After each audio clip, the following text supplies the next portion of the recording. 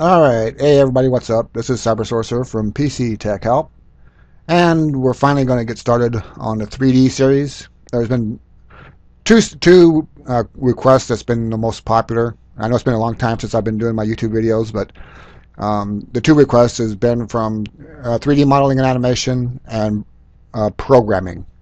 So we're going to start getting into that. This is going to be the first of one of the programming ones. We're going to start out with Maya. We're going to be covering Maya, and I'm going to be also following this up with some Blender uh, tutorials with a new version of Blender that come out. But this is just going to be a basic overview today of an introduction. A lot of you probably, if you already have Maya, you probably already know all this. For those of you that are completely new to this, that you just installed it, and you're wondering about everything, this is just going to be a basic introduction to show you what we're going to get into a little more heavier down the road. First of all is the menu system, which if you, let me set this right here. If you hold the space bar, you get this come up. There was a little bit of delay with my recording software, but as you can see, this is pretty intensive, and this changes depending on what you have selected and all that stuff, but we'll cover that and everything. If you just open Maya up and you hit the space bar, you're going to jump into this view right here. Now, there's a lot of ways to change this view.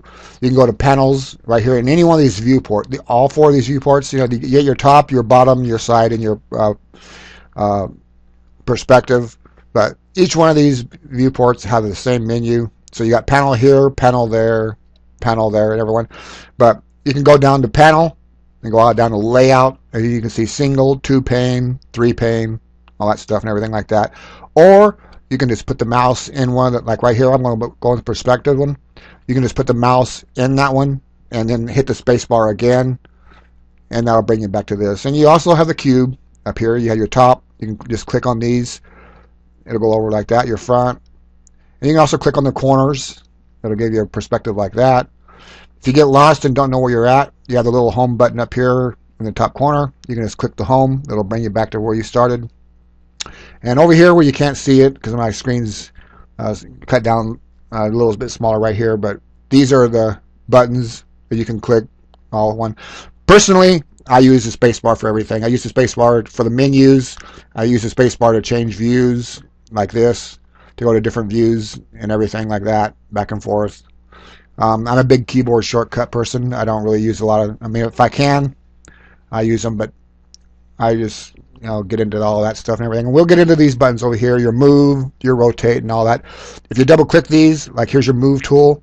If you double click that, it'll bring up the control panel, so to speak, for the move tool. A lot of people get stuck in soft selection mode, which if you scroll down right here, you get soft selection. You want to make sure that is unchecked. If you're pulling vertices in your model and it's also pulling a bunch of vertices around it, if you pull a cloth or something, more than likely you have this checked by accident or something, the soft selection. So you want to open up your move tool and uncheck that if that's what's happening in your model.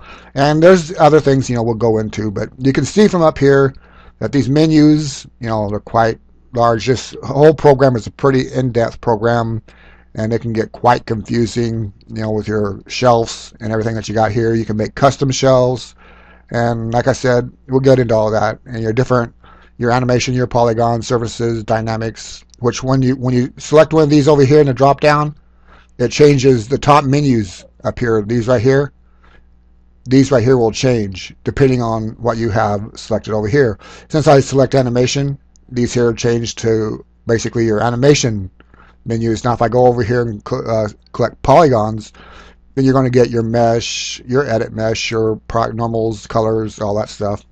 So that top menu will change depending on what you have selected. And like I said, other stuff. This is just a basic rundown of Maya. Show you the interface for those of you that haven't seen it before.